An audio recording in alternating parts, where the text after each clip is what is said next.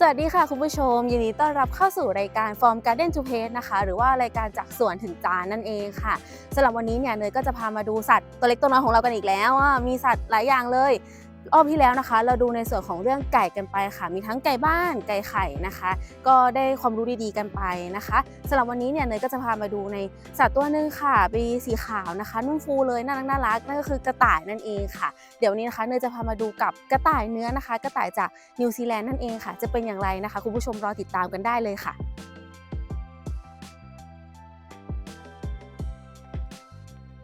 นี่ไงเจอตัวแล้วนะคะคนนี้นี่เองเอ้าหันกลับมาคุยกับกล้องก่อนสิคะคุณหันกลับมาค่ะอันนี้ก็เป็นเดี๋ยวสักครู่นะคะอันนี้ก็จะเป็นไข่เจียวนะคะคนที่เพิ่งแนะนำเนาะในส่วนของเรื่องไก่ของเรากันไปนั่นก็คือเป็นผู้ดูแลสัตว์ของสวนอิตาลีนั่นเองแนะนำตัวเองค่ะไข่เจียวนะคะเป็นคนดูแลสัตว์จากสเวนาอิตาลีค่ะ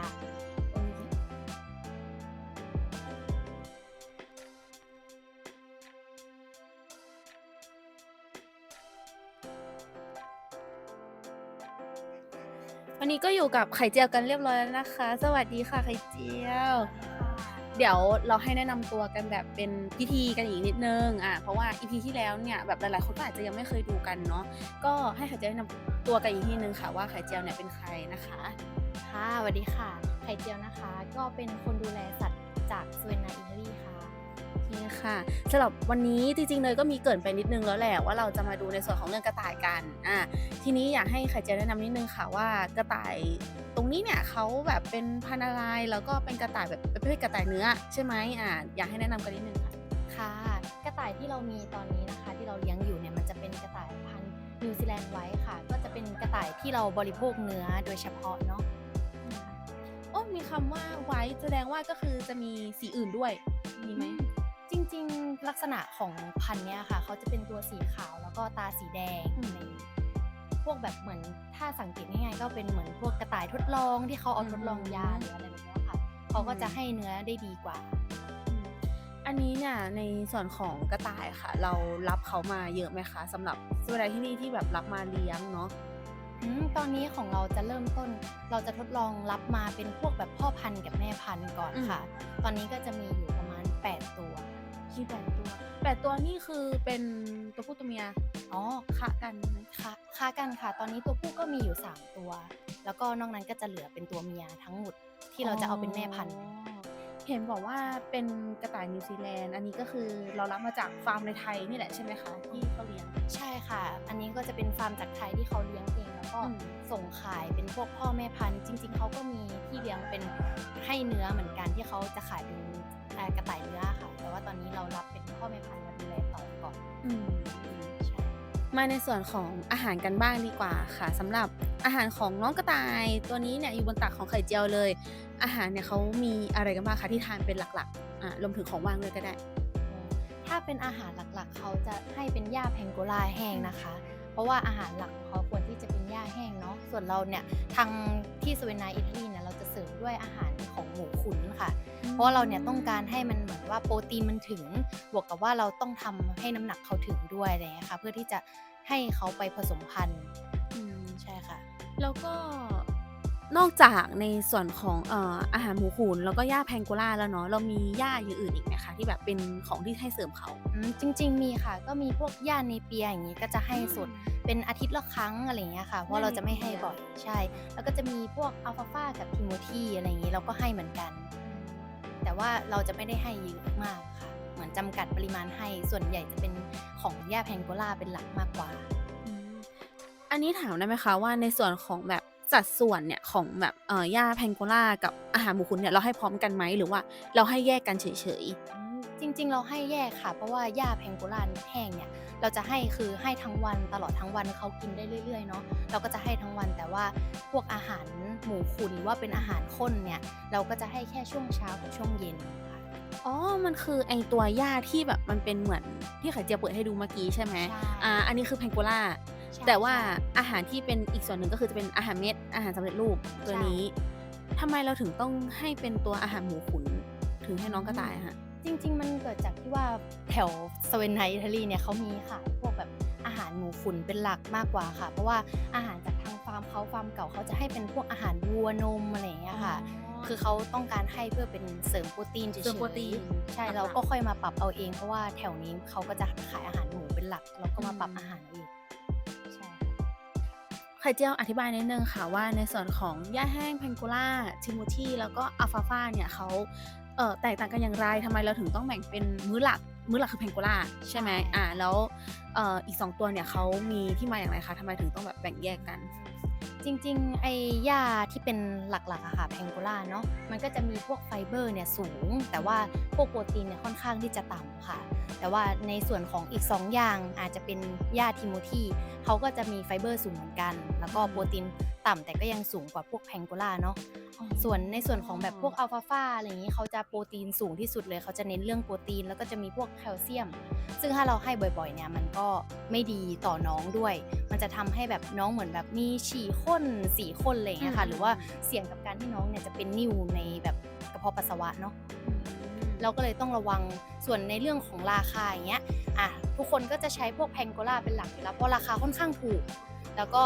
ในส่วนของ2ตัวหลังเนี่ยจะเป็นทิโมธีกับอัลฟาฟาเนี่ยเขาราคาค่อนข้างแพงมากด้วยในไทยเนาะ แต่ถ้าเราปลูกเองเนี้ยมันก็ไม่ได้มีปัญหาอะไร แต่ถ้าสมมติอย่างฟาร์มอื่นเขาอาจจะไปซื้อมาที่ปกติอะไรเงี้ยก็คือจะค่อนข้างสูงราคาสูงมากด้วยเงี้ยค่ะ ก็เลยไม่ค่อยนิยมใช้เท่าไหร่ เป็นเพราะว่าในส่วนของโปรตีนที่แบบสูงแตกต่างกันด้วยหรือเปล่าคะที่ส่งผลต่อราคาเขา อ๋อใช่ค่ะ ปกติก็มันเหมือนว่าพวกอัลฟาฟาอย่างเงี้ยมันเป็นใบเนาะมันนุ่มๆก็กินง่ายน้องเขาก็จะกินค่อนข้างเยอะแล้วก็เราจะให้พวกแบบเน้นในส่วนของกระต่ายที่แบบเขาค่อนข้างที่จะมีอาการป่วยหรือว่าต้องการโปรตีนสูงเนี่ยค่ะเราถึงจะให้เขาเป็นอาหารเสริมแต่เราก็ไม่ได้ให้เป็นอาหารหลักสัทีเดียวนะคะใช่ อาหารเดี๋ยวขอถามในเรื่องส่วนอาหารนิดนึงอาหารนะคะเรามีวิธีการผสมเขาอย่างไรบ้างคะอย่างเช่นแบบอาหารสำเร็จรูปเราก็คือให้เขาได้เลยถูกต้องไหมคะ ใช่ แต่ว่าอย่างหญ้าเนี่ยเรามีวิธีแบบต้องผสมกันไหมหรือว่ามันเหมือนไก่ไหมคะที่แบบเราต้องผสมหญ้าอันนี้เข้ากับผักอันนี้หรือว่าจริงๆเราก็คือสามารถให้เป็นหญ้าเดี่ยวๆนั้นได้เลย แล้วแต่ว่าวันนั้นเราอยากให้แบบเป็นอัลฟาฟาเพิ่มหรือว่าแพงโกล่าจริงๆในส่วนของการให้เนาะไอ้พวกแพงโกล่าเนี่ยเราก็จะให้แยกอยู่แล้วเพราะว่าเราให้ทั้งวันส่วนทิโมธีเราก็จะให้วันละกำสำหรับเสริมทุกตัวเนาะเราก็จะให้วันละ1กำมืออะไรอย่างเงี้ยค่ะต่อตัวส่วนในเรื่องของอัลฟาฟาเนี่ยอันนี้ก็จะคือให้เป็นเฉพาะเจาะจงไปเลยคือแบบพวกกระต่ายที่เป็นแม่ท้องหรือว่าเป็นตัวที่เขาป่วยแล้วต้องการโปรตีนเสริมอย่างรวดเร็วอะไรอย่างเงี้ยค่ะแล้วก็จะมีในส่วนของกระต่ายที่เป็นลูกกระต่ายอะไรเงี้ยเขาจะเจริญเติบโตเร็วเนาะก็ต้องใช้พวกโปรตีนเยอะแล้วก็จะให้เป็นหลักอันนั้นเขาก็จะสามารถกินได้ใช่แต่ถ้าเป็นตัวปกติพวกนี้ก็คือนานๆทีจะให้ไม่ได้ให้บ่อยมากค่ะ แล้วก็อีกอย่างหนึ่งที่อยากถามอะค่ะก็คือว่าในเมื่ออาหารเนี่ยเราคัดเลือกมาแล้วว่าเราอยากได้โปรตีนเท่านี้อะไรต่างๆเนี่ยค่ะเพราะฉะนั้นอาหารเนี่ยมันก็ต้องส่งผลต่อในส่วนของเนื้อกระต่ายด้วยใช่ไหมคะอันนี้ใช่ใช่ค่ะปกติอาหารทุกอย่างที่เขากินเนาะมันก็จะส่งผลต่อเนื้ออยู่แล้วเพราะว่าเราต้องการให้เขากินเพื่อที่จะสร้างเนื้อให้เราอะไรอย่างนี้พวกแบบโปรตีนก็จะทำให้เขาแบบเหมือนโตเร็วเราก็จะได้เนื้อเยอะแต่ถ้าการที่เราให้อาหารคนเยอะๆเนี่ยมันจะทำให้เกิดการแบบเหมือนเขาสร้างไขมันน้ำหนักเขาขึ้นเร็วเขาก็จะเริ่มมีมันแทรกเยอะมันก็จะแทรกเยอะใช่ถ้าเราต้องการให้เขาแบบมีเป็นเนื้อแน่นๆอะไรเงี้ยเราก็จะให้ไฟเบอร์เขาเยอะหน่อยก็พวกหญ้าแห้งอะไรอย่างนี้พวกแพงโกล่าใช่ค่ะ ถ้าช่วงไหนแบบมันก็จะมีแบบทริคเล็กๆที่เขาแบบเหมือนคุยกันเนาะเราก็จะแบบให้พวกแบบผลไม้หรือว่าผักสดเนี้ยเสริมเขาก็จะมีความเนื้อหวานขึ้นอะไรเงี้ยค่ะพวกฟักทองแครอทอะไรอย่างนี้อันนี้ก็ช่วยได้มีผลด้วยใช่มีผลกับเนื้อเหมือนกันค่ะทุกอย่างที่เขากินเนาะค่ะในส่วนของอาหารก็จบกันไปแล้วเนาะคะงั้นเดี๋ยวเราไปรอรับชมในส่วนของถัดไปกันเลยค่ะ มาในส่วนของการดูแลสุขภาพกระต่ายกันบ้างค่ะสำหรับการดูแลสุขภาพของน้องเนาะอันนี้อยากถามนิดนึงว่าน้องเป็นสัตว์ที่แบบป่วยง่ายไหมจริงๆพันธุ์มันแล้วแต่สายพันธุ์เนาะแต่ว่าสายพันธุ์ที่เราเลือกมาเลี้ยงเนี่ยเขาจะค่อนข้างทนนะคะทนมากแล้วก็เป็นสายพันธุ์ที่ค่อนข้างที่จะเลี้ยงง่ายใช่ไม่ค่อยป่วยเท่าไหร่ค่ะเลี้ยงง่ายจริงไม่ยอมไปไหนด้วยตอนเนี้ย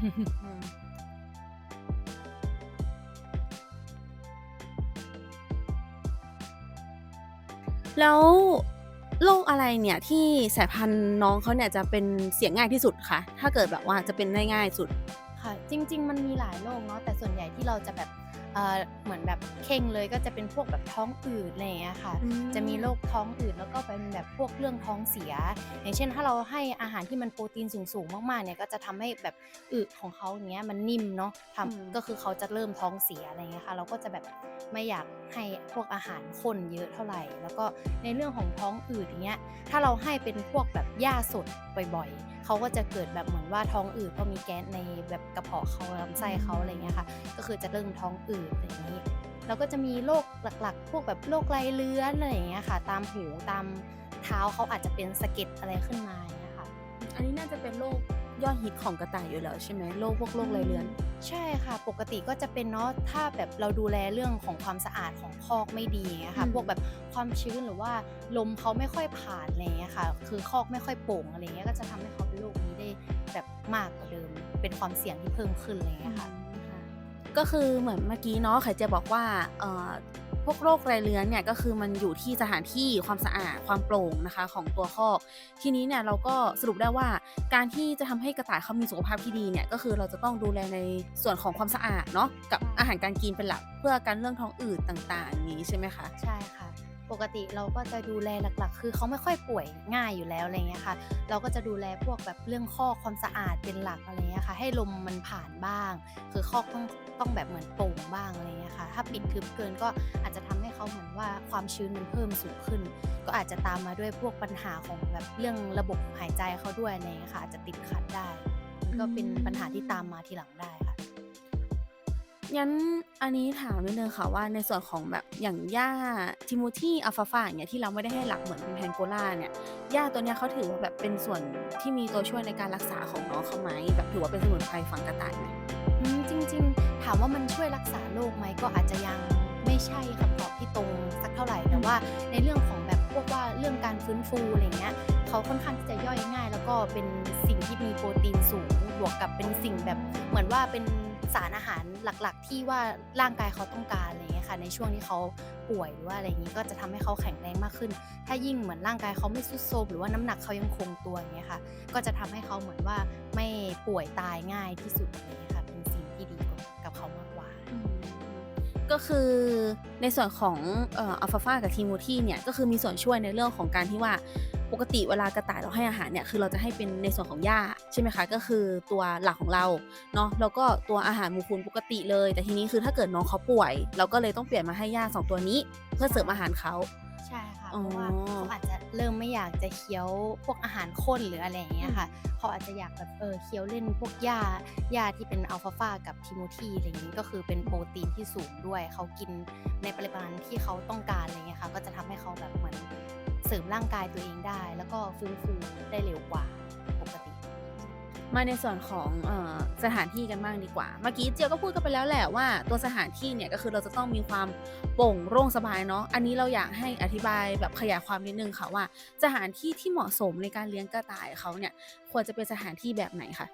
จริงๆถ้าหลักๆเลยก็คือพวกพื้นอะไรอย่างเงี้ยเนาะถ้าเราเป็นกรงเหล็กหรือว่าอะไรเงี้ยก็จะทำให้เขาเสี่ยงกับพวกเรื่องแบบเท้าเป็นแผลอะไรเงี้ยก็ทำให้เขาอาจจะแบบส่งผลให้ตัวเขาป่วยด้วยอะไรเงี้ยค่ะพวกกรงอะไรอย่างงี้เราก็จะเน้นเป็นธรรมชาติเหมือนว่าใช้ดินอะไรอย่างเงี้ยค่ะรองแล้วก็พวกฟางอะไรอย่างงี้เนาะให้เขาได้ขุดเล่นดินตามธรรมชาติของเขาแล้วก็พวกคอกอะไรเงี้ยก็พยายามทำให้มันโปร่งให้ลมมันผ่านบ้างอะไรเงี้ยค่ะ แสงก็จะมีช่วงที่แบบมันเป็นอย่างเช่นข้างในอย่างเงี้ยเราก็จะเป็นที่ที่แบบไม่แสงไม่ค่อยเข้าให้เขาได้พักผ่อนของเขาเนาะข้างนอกนี้ก็จะเป็นโซนที่โดนแดดโดนแสงอะไรเงี้ยค่ะถ้าเขาอยากออกมาเจอแสงแดดอย่างเงี้ยเขาก็สามารถออกมาได้อย่างงี้ก็จะดีกว่าค่ะ อืมอันนี้ตัวผู้กับตัวเมียเนี่ยเราสามารถเลี้ยงรวมในคอกเดียวกันได้ไหมคะหรือว่าเรามีมาตรฐานในการแบบแยกยังไงรวมไปถึงแบบตัวแม่ที่เขาแบบมีกำลังตั้งครรภ์อยู่อย่างงี้จริงๆเราที่นี่เนาะเราจะไม่ได้เลี้ยงรวมก็คือเราจะแยกไปเลยว่าพ่อพันธุ์ก็พ่อพันธุ์แม่พันธุ์อ๋อก็แม่พันธุ์อะไรอย่างเงี้ยค่ะเพราะว่าเราก็กันการแบบเขาทะเลาะกันหรือว่ากัดกันอะไรอย่างเงี้ยอาจจะเป็นปัญหาให้เราต้องมาดูแลเรื่องแบบแผลเขาหรืออะไรอย่างงี้ก็จะดูแลยากขึ้นอีกเราจะแยกแบบนี้เลยก็คือถ้าเราเอาไปผสมพันธุ์กันปุ๊บก็คือถ้าเริ่มท้องเนี่ยเราก็จะแยกเลยอะไรอย่างเงี้ยค่ะเพราะเราจะไม่ให้อยู่ด้วยกันเพราะเขาจะเริ่มมีแบบเหมือนอารมณ์ดุร้ายขึ้นเนาะพอเขามีลูกอะไรอย่างเงี้ยค่ะ เราก็จะแยกเขาไว้ในที่ของเขาเองให้เขาได้อยู่แบบสบายๆอย่างเงี้ยค่ะเพราะว่าเขาก็ต้องห่วงแบบแอเรียรอบข้างของเขาด้วยแหละใช่ไหมเพราะว่ายิ่งมีลูกเนี่ยก็คือส่งผลต่อความเครียดง่ายเนาะใช่ อืมอืม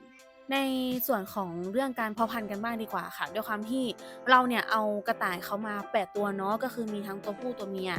ทีนี้เราก็ต้องการที่จะเพาะพันธุ์ให้เขาเพิ่มขึ้นอยู่แล้วแหละทีนี้เนยอยากถามนิดนึงค่ะว่าในส่วนของอายุช่วงที่เขาสามารถผสมพันธุ์ได้เนี่ยปกติช่วงอายุประมาณเท่าไหร่ถึงจะเหมาะสมคะจริงๆถ้าถามว่าเขาผสมได้ตอนไหนเนาะอาจจะต้องดูที่ตัวเขาด้วยความสมบูรณ์พันธุ์อะไรอย่างเงี้ยถ้าเป็นหลักๆเลยเราจะที่เนี่ยจะผสมที่ประมาณ5 เดือนขึ้นไปอะค่ะทั้งตัวผู้แล้วก็ตัวเมียเพราะว่าเราอยากให้เขาพร้อมจริงๆก่อนอะไรเงี้ยค่ะก็จะดูพวกเรื่องน้ำหนักด้วยเนาะถ้าน้ำหนักเขาถึง2.5กิโลกรัมเนี่ยเราก็คือเริ่มผสมได้เลยแต่บางที่ก็อาจจะผสมตั้งแต่เด็กๆแต่ว่ามันก็จะมีปัญหาตามมาทีหลังก็คือเขาเลี้ยงลูกไม่เป็นหรือว่าไม่เลี้ยงลูกตัวเองอะไรเงี้ยค่ะ อืมแล้วอย่างนี้อะค่ะในส่วนของแบบถ้าเกิดสมมุติว่าน้องตั้งครรภ์แล้วเนี่ยเราจะมีวิธีสังเกตน้องอย่างไรว่าอันเนี้ยน้องแบบกำลังตั้งท้องอยู่นะหรือว่าเรามีการวัดจากแบบวิธีไหนกันบ้างคะจริงๆมันมีหลายวิธีเนาะแต่ว่าทางเราเนี่ยก็จะใช้พวกแบบถ้าเขาเริ่มผสมไปได้สัก10ถึงไม่เกิน14วันน่ะค่ะมันจะช่วงที่แบบช่วงนั้นจะแบบเหมือนเขาเรียกว่าอะไรคำท้องได้อ๋อพอเราจับไปคำท้องใช่เราจับไปคำท้องเขาดูอะไรอย่างเงี้ยค่ะอืมแล้วก็เหมือนแบบใช้มือเราเหมือนจับๆไปอย่างเงี้ยมันก็จะเป็นเหมือนลูกกลมๆอะไรอย่างงี้อืคือมันจะรู้สึกได้แล้วก็จะมีอีกวิธีหนึ่งก็คือเพื่อความชัวร์เลยถ้าเราแบบไม่แน่ใจคือชั่งน้ำหนักเขาก่อนที่จะผสมไว้เลย อืแล้วก็มหลังจากนั้นเราก็คอยชั่งเป็นอาทิตย์เนาะพอผ่านไปแล้ว10ถึง14วันเนี้ยเราก็ชั่งอีกรอบหนึ่งแล้วก็ดูว่าน้ำหนักเขาเพิ่มไหมเพราะปกติถ้าน้ำหนักเขาเพิ่มมากกว่าปกติที่เป็นอยู่อะไรอย่างเงี้ยค่ะก็คือเขาเริ่มท้องแล้วแล้วก็สังเกตพวกเรื่องหัวนมอะไรอย่างเงี้ยเขาก็จะมีแบบหัวนมที่แดงแล้วก็ค่อนข้างที่จะใหญ่ขึ้นเนาะแล้วก็ท้องขนาดท้องเขาก็ค่อนข้างที่จะโตขึ้นถ้าใกล้ๆคลอดหน่อยก็จะแบบเห็นได้ชัดก็คือท้องเขาจะค่อนข้างหย่อนคล้อยลงมาติดๆกับพื้นอะไรอย่างเงี้ยอืค่ะ มใช่ อันนี้ก็เป็นวิธีสังเกตหลักๆที่นี่ใช้เนาะ อืม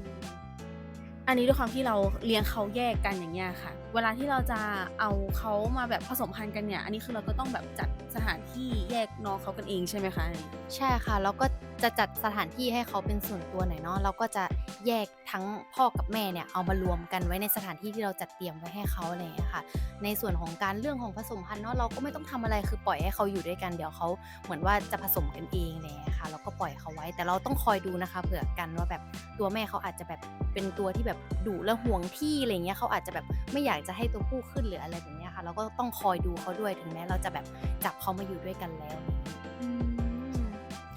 อันนี้ถามเพิ่มนิดนึงว่าการผสมพันธุ์กันเนี่ยจริงๆการที่เราเอาเขามาเพาะพันธุ์อย่างเงี้ยค่ะน้องเขามีความแบบเข้ากันไม่ได้แบบยากไหมเหมือนที่ไข่เจียวพูดเมื่อกี้นี้อืมจริงๆหลังจากที่เราผสมไปตอนเนี้ยค่ะก็คือยังไม่ได้มีปัญหานั้นอาจจะเป็นเพราะว่าแม่ตัวที่เขา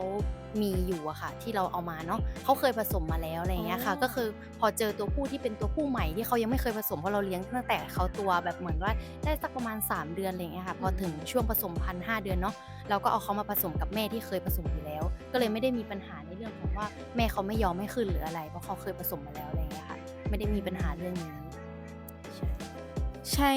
ระยะเวลาประมาณเท่าไรคะในการผสมพันธุ์หรือว่าการเพาะพันธุ์ครั้งหนึ่งก่อนน้องเขาจะแบบติดลูกเนี่ยค่ะจริงๆถามเรื่องระยะเวลาเขาค่อนข้างที่จะเป็นสัตว์ที่แบบเหมือนว่าทำกิจกรรมเรื่องเนี้ยเร็วด้วยเนาะอืมเราก็จะแบบเราก็จะปล่อยเขาไว้สัก1นาทีเขาก็จะเหมือนดมกันก่อนสักพักหนึ่งอะไรอย่างเงี้ยค่ะแต่เราเนี่ยจะนับเป็นรอบก็คือเขาจะขึ้นกันประมาณ2รอบแล้วก็คืออืมโอเคถือว่าผสมได้แล้วอะไรอย่างเงี้ยค่ะใช่เพราะว่าพอรอบที่3เนี่ยเขาบางทีตัวเมียเขาจะเริ่มแบบเหมือนแบบเริ่มอึดอัดแล้วไม่อยากให้ขึ้นแล้วอะไรอย่างเงี้ยค่ะเราก็จะหยุดที่2รอบก็พอแล้วอะไรอย่างงี้เราก็จะพาเขากลับไปที่เดิมอะไรอย่างงี้ รอตรวจท้องอีกทีหนึ่งใช่ งั้นตัวแม่เนี่ยค่ะสมมุติว่าเขาตั้งครรภ์แล้วเนาะเราจำเป็นที่จะต้องจัดพื้นที่อาเรียเหมือนที่เราคุยกันเนี่ยว่าหาพื้นที่ให้เขาแบบอยู่แยกกันไหมอย่างงี้เพื่อที่จะให้เขาแบบอยู่กับลูกเขาจริงๆเราควรเลี้ยงแยกดีกว่านะคะเพราะว่าพอว่าเขาเป็นแม่อย่างงี้เนาะเขาเริ่มตั้งท้องมันก็เป็นความเครียดของเขาอยู่แล้วอะไรอย่างเงี้ยค่ะแล้วเหมือนถ้ายิ่งมีตัวอื่นไปยุ่งหรือว่าเริ่มแบบเหมือนกัดก้งเสียงดังหรืออะไรเงี้ยเราควรที่จะแบบแยกเขาไว้เพื่อลดความเครียดของแม่เขาจะดีกว่าไม่ต้องเลี้ยงรวมดีกว่าอะไรอย่างงี้วันนี้ก็ถือว่าได้ความรู้ดีๆนะคะจากไข่เจียวกันเต็มที่เลยในส่วนของเรื่องกระต่ายก็ขอบคุณไข่เจียวด้วยนะคะ ในส่วนนี้สำหรับรายการFrom Garden to Plate นะคะหรือว่ารายการจากสวนถึงจานเนี่ยก็ต้องขอตัวลากันไปก่อนนะคะเพราะว่าวันนี้เนี่ยเราก็ได้ความรู้ในเรื่องของกระต่ายกันไปเยอะแยะมากมายและสำหรับ EP ถัดไปจะเป็นสัตว์ชนิดไหนหรือว่าจะเป็นเรื่องอื่นที่เกี่ยวกับสัตว์ก็ได้หรือว่าจะเป็นเรื่องของพืชสวนเนี่ยก็ต้องรอติดตามกันนะคะสำหรับรายการของ From Garden to Plate นะคะก็จะมีมาอย่างนี้นะคะเรื่อยๆเลยค่ะสำหรับรายการเกี่ยวกับสวนนะคะสัตว์ต่างๆแล้วก็ในส่วนของรายการThe Kitchen and the Story เนาะอันนี้ก็จะเป็นรายการเกี่ยวกับอาหารอันนี้ก็สามารถไปเจอเนยในโมเมนต์อีกโมเมนต์หนึ่งได้อันนั้นก็จะเป็นฟีลแบบว่าสาวในครัวนิดนึงนะคะอันนี้ก็จะแตกต่างกันไปเนาะสำหรับถัดไปจะเป็นรายการอะไรก็ต้องฝากติดตามกันด้วยนะคะฝากคุณผู้ชมนะคะกดติดตามกด Subscribe นะคะช่อง Savannah Eatery นะคะแล้วก็ติดตามได้ที่ช่องทางต่างๆนะคะไม่ว่าจะเป็น Facebook Instagram Line นะคะหรือว่าช่องทางออนไลน์ของเราเพื่อทักมาสอบถามเกี่ยวกับเรื่องของอาหารก็ได้ด้วยแล้วก็มีอาหารขายด้วยนะคะยังไงวันนี้ก็ฝากกันไปก่อนนะคะสวัสดีค่ะ